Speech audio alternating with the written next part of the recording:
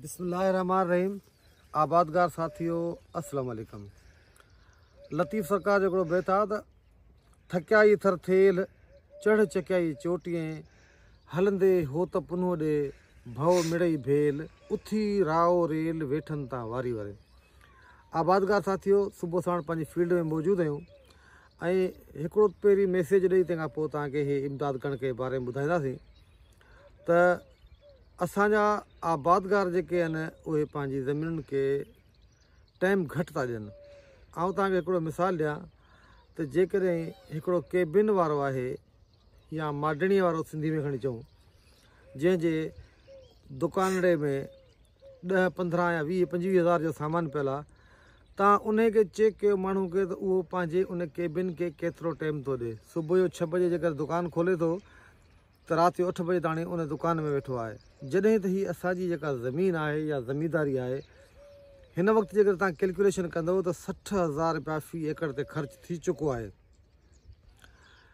मूं वटि हिते कणिक 200 एकड़ लॻल आहे। 60,000 रुपये जे माना त आउं 1 करोड़ 20 लख रुपया ख़र्च करे चुको आहियां। ऐं छा आउं या ॿिया ज़मीनदार पंहिंजे एतिरी वॾी अमाउंट ज़मीन में लॻाए वेठा आहिनि जिते ओपन आहे सिस्टम, जिते को कड़ो कोन्हे, कोट कोन्हे, को तालो कोन्हे, उन ज़मीन उन ज़मीनदारीअ खे केतिरो टाइम ॾियनि था? छा तव्हां पंहिंजे दिलि सां ॿुधायो त ज़मीनदारीअ खे सुबुह जा 3 कलाक, शाम जा 3 कलाक या 2 कलाक, 5 कलाक टाइम ॾियो था? कतई न। असां वटि आबादगार इहो आहे त हारियुनि खां पुछंदो आहे कणिक कीअं थी अथई, वोण कीअं थिया अथई। त उन करे मुंहिंजो मैसेज इहो आहे त पंहिंजी ज़मीनुनि खे टाइम ॾियो।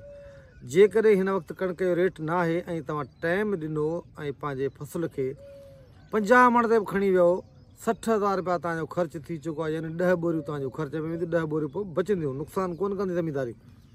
त दोस्तनि सां गुज़ारिश मुंहिंजी इहा आहे त हीअ इमदाद कणिक आहे जंहिंमें पाण मौजूदु आहियूं। हिन साल पोइ मूं वटि तक़रीबन 10 कोखनि जिन्सूं मुख़्तलिफ़ वैराइटीज़ लॻल आहिनि, जंहिंमें TD1 बि आहे, अब्दुल सत्तार बि आहे, अकबर 19 बि आहे, ऐं IV2 आहे, IV3 आहे, ॿियूं काफ़ी जिन्सूं लॻियलूं आहिनि। पर उन जे बावजूदि जेकॾहिं आउं चेक कयां पियो, ॾिसां पियो 2-3 सालनि खां वठी त इमदाद कणिक माना पंहिंजे मस्तीअ में, पंहिंजे जोबन में हिन वक़्तु बि तव्हां ॾिसो त हीअ बहितरीनु बीठी आहे। ऐं हीअ जेका मुंहिंजी बैक साइड जेकॾहिं ॾेखार त हीअ ट्यूबवेल लॻल आहे, त इन जो TDS जेको आहे 1150 खां मथे आहे। यानी खारी ट्यूबवेल आहे। खारे पद ते बि हीअ जेका आहे सा बनी या हीअ कणिक जो लुक ॾेखार त हीअ केतिरो बहितरीनु बीठो आहे। त इहे सभु शयूं पंहिंजे टाइम ॾियण सां भाण भितर दवाऊं दरमल या जेके बि ज़रूरी शयूं आहिनि उहे पंहिंजे निगरानीअ में ऐं पंहिंजे हिसाब किताब सां ॾियारियूं था, त उन करे जेको आहे फसल बहितर रहे थो। सभिनी आबादगारनि खे इहो ई मुंहिंजो मैसेज आहे त तव्हां जेको आहे पंहिंजे फसलनि ते ख़ुशूसी तवजो ॾियो। हीअ ज़मीनदारी कॾहिं विञाईंदी कोन्हे। मायूस न थियो त हाणे रेट कोन्हे, छा कयूं? रेट न आहे त तव्हां प्रोडक्शन खे वधायो, पैदावार खे वधायो ऐं भलियूं भलियूं जिन्सूं खायो। ऐं उनखां अलावा पंहिंजे ओड़े पाड़े जे सुठनि आबादगारनि जा फसल विज़िट कयो त उहे तव्हां खां अॻिते कहिड़े हिसाब सां वञनि पिया, उन्हनि जूं कहिड़ियूं जेके एफर्ट्स जेके वैल्यू आहिनि त तव्हां उहे तव्हांखे अपनाइण घुरिजनि। अहिड़े हिसाब सां इंशा अल्लाह ताला जेको आहे असांजो आबादगार सर्वाइव करे सघंदो ऐं असांखे मुड़ुसु माण्हू थी जेको आहे पंहिंजा फसल ऐं पंहिंजी ज़मीन खे संभालणो आहे। तव्हां दोस्तनि जी वॾी महिरबानी।